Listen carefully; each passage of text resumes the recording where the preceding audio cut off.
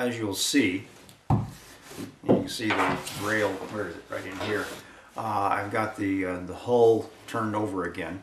I wanted to continue on with this to get it out, and I wanted to get this interior done, like I said in the last video, and paint it out so I could flip back over and concentrate more on the bottom side. One thing I did do, I had a burst of inspiration, well, I don't know if inspiration or not, before I flipped it over, and I did this off camera. I added some scraps on the top and the bottom of the patch where it fit against the keel, the chine seam, and on the center line keel seam, to where it was thicker there because of the extra tape we put in along those seams.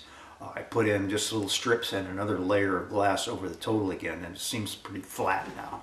So we'll show you those when we get back over. But right now I wanted to get back in to the interior here, and I took this, the foot rail well, and then I had to trim it down because where it was, the hull's down here, but where it's going to go back in, the hull's up a little bit. There's an upsweep of the keel line. So I had to trim it back in to get it to where when it was shoved back in, this was horizontal to the bottom of the seat. So let me go ahead and reset up on that and show you what I'm going to do next, because it's back into cardboard templates and cutouts again. Okay, we got this back in position, and I wanted to get some extra depth in here.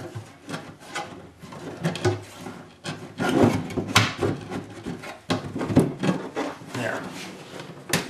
Okay, I'll have to measure this to be sure that it's even Steven on both sides, but you'll notice down here the patch on the inside was, the wet out the edges, so you don't get a dry seam with the silver tip epoxy, and then the gel magic to fill the seam.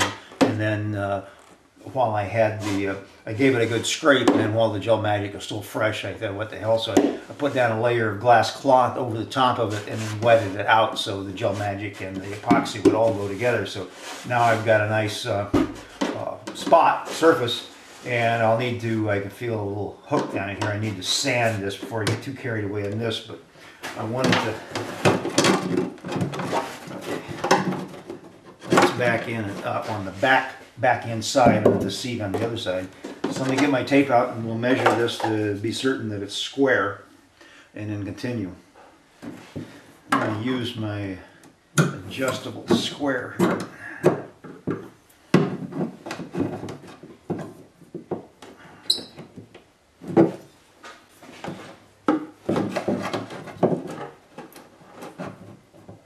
Okay, I need to, it's twisted a little bit that way.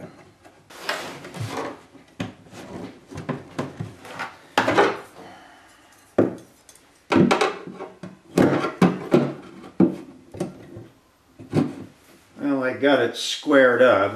It was a back and forth thing. Good thing you didn't have to watch. But now that I've got it, it's time to put some pencil lines down to make certain you can get back there again. Okay, now that I know where that is going to be, I need to focus on getting side panels made in that'll fit up with the other panel, but I need to go fix the panel in here and be able to get it in place. So let me go ahead and do that. Now I've got this this side panel here. I haven't fixed it yet. But I got it back in place, and that'll give me a good idea of how big the panels are that are going to be going in here. I'm going to go get some cardboard now and cut out and hold them in place. I get a new view. That other one was just too focused. I've been taking my template here and trimming it down with my scissors.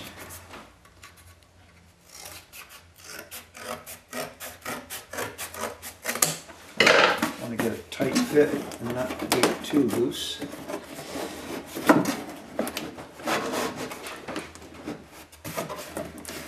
A little bit. I used to do a lot of measuring and angles all that kind of stuff. And I've pretty much gone to cardboard templates. It's so easy to do something with these guys. And if you screw up, you start over again. Or you can just add more cardboard to the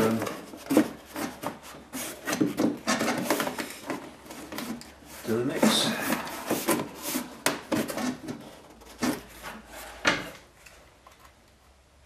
It doesn't have to be perfect because we're going to be putting easy fillet, the wood filled epoxy fillets around the edges. So. Okay, I can move my pencil. I'm going to come in on the back side here and do some rough trimming down so I can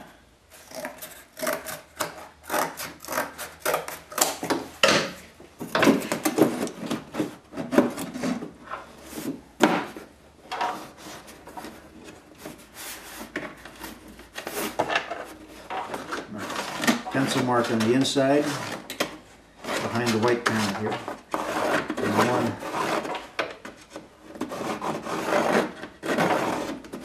along here. So now I got my angle. I'll straighten these out with my rafter square and then trim it down and we'll do a dry fit then.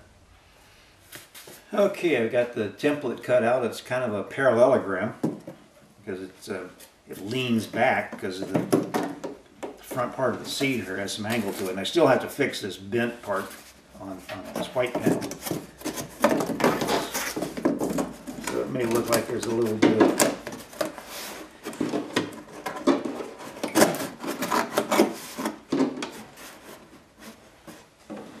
okay, I can live with that. Let's see if this thing will work on the other side.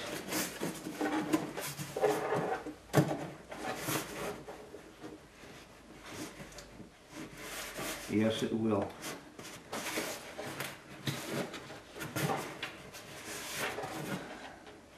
We have to do some trimming right down along this edge right here. And trim the bottom edge of the panel because it gets some more back. Okay, I've got works on both sides. I'm going to go ahead and pull this out and we'll make up some little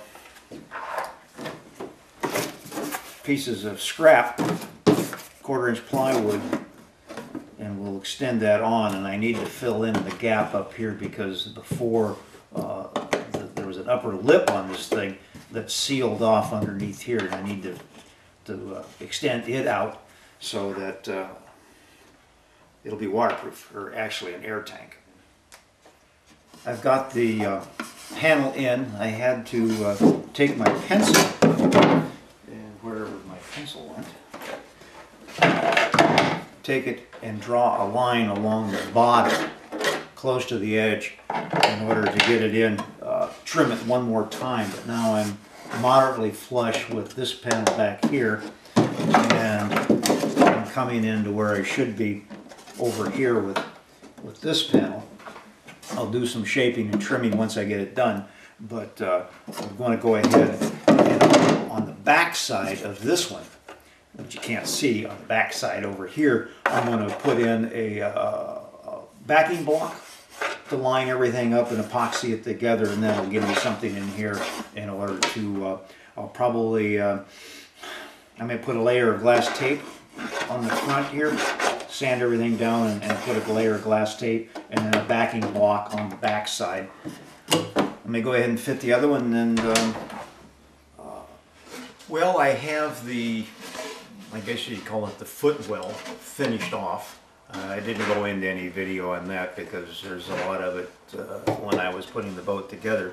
Basically all I did was I took some butt blocks and my little wings we cut out of the cardboard on both sides, and butt block glued those in place. And then before I did, I also, I think you see it in here or not, I put a gouge or a groove in here, which I'll put in some probably easy fillet next to fill in and give it some strength. Same on the top here. I'm debating whether or not to put any little butt blocks on the back here to strengthen it up. I gotta see if it'll go, because the front part of the seat may be in the way to adding those in there. It's not necessary probably, because I have, by the time I get done with the fillets around the edge in here, I'll have plenty of strength, because it's not an area that will be subject to a lot of pounding or anything. So let me reset up to see if this thing fits. It was fitting before I put the top plate on here with the new side plates, but I haven't tried it with that. So let me reset up down to where we're going to do that. Well, we're back here.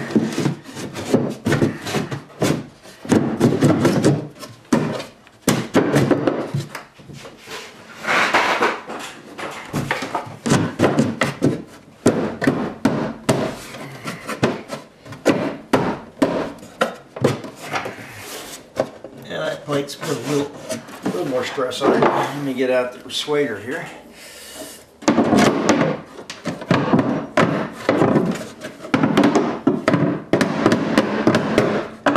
Okay.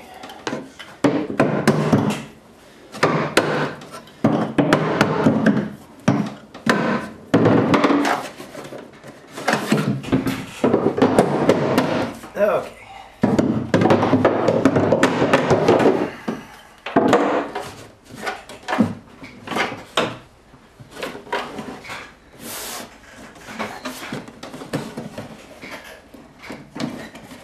I hope you're enjoying all this effort I'm making here. Okay. Also helps to take something thin and find out where the hard spots are. Spots this.